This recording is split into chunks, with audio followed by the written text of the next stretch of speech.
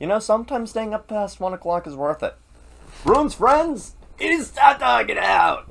Because that is a 2-1 overtime win against the LA Kings. Welcome back down into the den, everybody. You may have noticed, did not upload the Anaheim game. That's for a very good reason. Put simply, the day that game happened on, probably one of the worst days of my life. I do not want to get into it. I do not need to get into it because that's my personal business. I want to keep that. I want to keep some of my personal business off of YouTube. All you need to know is that it was a day that took me back to a place that I really, really do not want to go down again. The only thing I can really say to that extent is take care of your mental health. We're getting into a part of the year where seasonal depression is going to start to come back in full force, and it's going to start kicking people's asses. It's definitely kicked my ass as of late, and no doubt will it start to kick some of yours.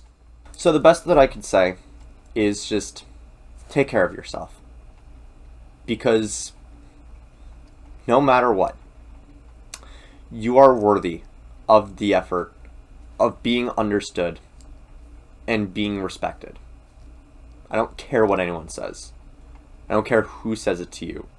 I don't care who tells you otherwise. Whether it's some rando on the street or even your own parents. You are worthy of that much. You are worthy of being understood. You are worthy of being accepted. You are worthy of being respected. And there's so much in this world that you can do.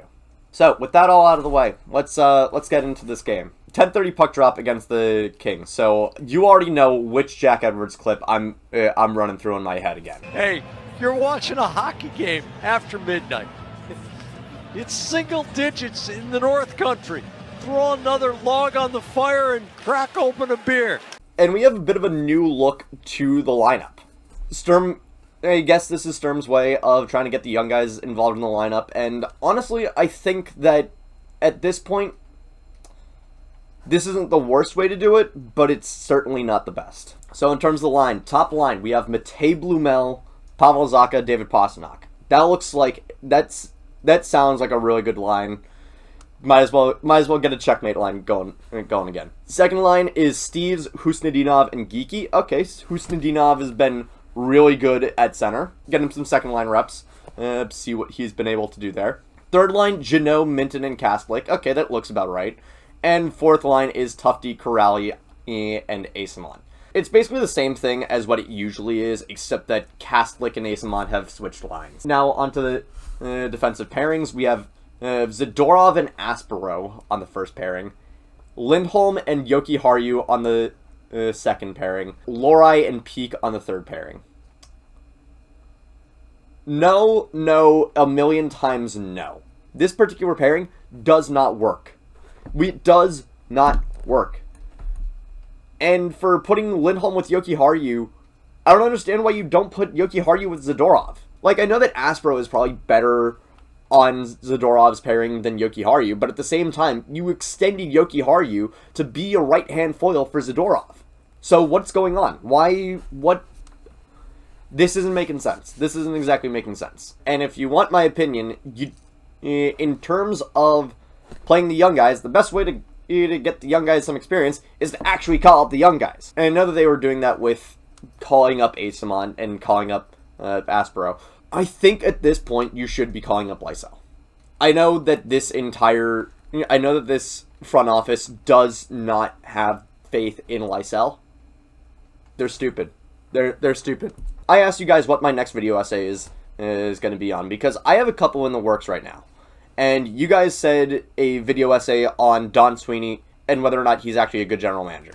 I want to believe that Don Sweeney is a good general manager. His drafting record is usually pretty good. He's the reason why we have Charlie McAvoy. He's the reason why we have Jeremy Swayman. He's the reason why we have a good chunk of the core. Probably the best general manager in the entire league at navigating a deadline, at navigating a trade deadline. And in general, he's been able to drag the Bruins out of a mire of mediocrity that this team was in at the end of the Kuraly days. So when it comes down to it, Don Sweeney is a decent general manager. But one of the things that is consistently frustrating about him is as a general manager, you need to allocate time for the young guys to come up and play. And he has not allocated any time for Lysell, for Patra, for Merkulov. They've just gotten cups of coffee in the bigs and been sent right back down to the mine. And I get why it's the case with Patra right now.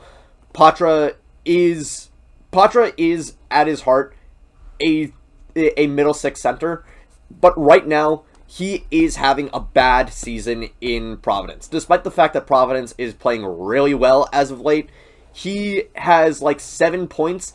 Only one of them is a goal, and he's just not been a major part of Providence's success as of late. Lysell, on the other hand, has been lights out. He's been really good in Providence. Amazing. I would call him up right now. But instead, we called up Blumel. And as we've seen over the past couple of games, Blumel is one of those players that is an AHL legend, but you can absolutely see why the team before him did not call him up to the majors very often. Because Blumel's instincts in the NHL, they're not there. They're not there. I think that Blumel's ceiling is is one of the best players in the AHL. He's not an NHL forward. He's not an NHL forward, and putting him on a line with Zacha and Pastrnak does nothing. Now, onto the actual game. This was a very, very hard-fought game. Jeremy Swayman, throughout the entirety of this game, was making some of the best saves that I've seen him make all season. Like, this is the guy that we are paying $8.25 million a year for. He is doing really, really well. I think to insinuate otherwise is very short-sighted. The thing is, on the other end of the ice, he was going up against another Vezina-caliber goalie in Darcy Kuemper. And those two were the main reasons why this game was scoreless going into the third period. Because some of the looks that Pastrnak was getting, some of the looks that Geekie was getting, some of the looks that Zacha was getting, and even on the other end of the ice, some of the looks that Quentin Byfield was getting, some of the looks that Brant Clark and Alex Laferriere were getting, even some of the looks that Adrian Kempe was getting, the newly minted $10.625 million man, which, by the way, it's still funny that contract is less expensive than the Marner contract from, like, 6 or 7 years ago. No, I'm not making the joke. Fuck you. Jeremy Swayman was shutting down everything.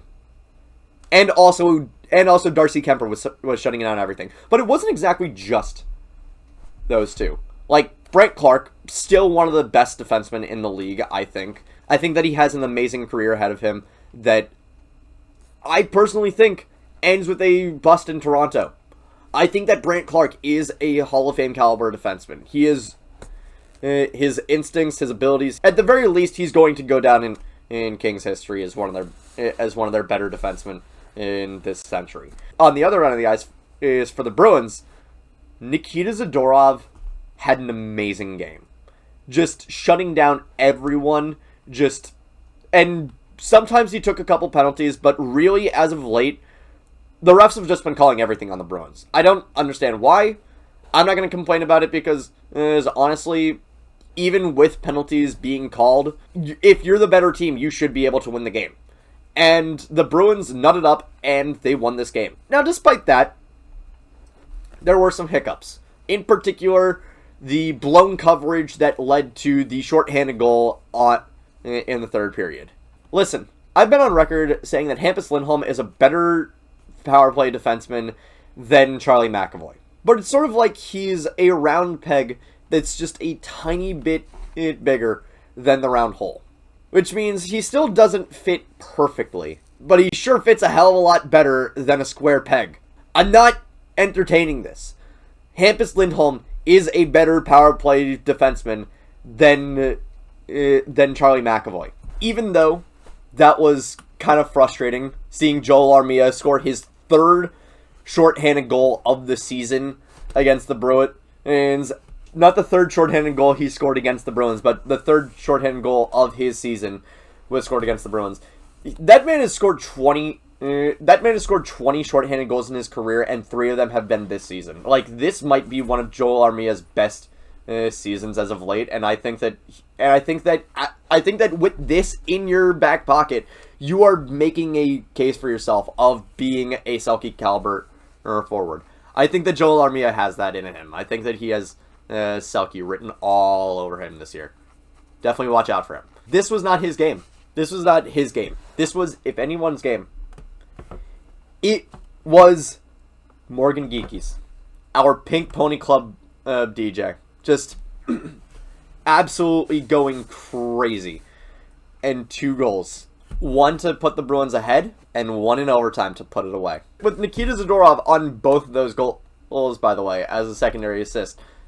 Like I said, amazing game from Geekie, from Zadorov, and from Swayman. Just incredible from all of them. And then at the end of it, you had Darcy Kuemper, and like I said, I love Darcy Kuemper. Just trying to kick David Pastrnak. Just sticks his skate out and tries to cut Pasternak's leg. And of course Pasta's going to take umbrage to that, Darcy Kuemper. And honestly, I kind of wish that Swayman got out there as well. I mean, he's been wanting to fight Kuemper for a while. I'm kind of just surprised that it didn't happen at center ice. You don't try and kick someone on the way back into the bench. You give them a shoulder nudge. You don't try to kick them. You don't try and jeopardize their entire season and maybe even their entire career by trying to cut their leg. What is the matter with you? Be well adjusted. For the love of God. I know goalies are a little bit weird in the head. Try and be well adjusted. Try and be well adjusted, because that's just not it. That's just not being well adjusted. But overall, a great win from the Bruins. And it comes on a game. Yesterday was just insane for Bruins everywhere. The Bruins won in a really hard-fought victory against the Kings. And on top of that, Bruins prospects everywhere were going crazy. James Hagens had 2 goals. Dean Letourneau had a goal and an assist. Will Zellers had a goal and an assist. Chris Pelosi had a freaking hat trick. Chris Pelosi is going to be a dangerous top 9 forward in this league. When he gets the call up, oh my god. We're not going to need piss and vinegar anymore. He is going to be amazing. He's going to be so good for this team. Will Zellers too, when he gets it's called up. Yesterday was just insane for Bruins prospects everywhere. 8 goals all told. Put that on top of the Bruins winning. Everything's coming up Bruins. And are you in the Pink Pony Club or not? And that is going to be it for me today. Thank you all so much for watching. I'll see you guys in the next one. Take care.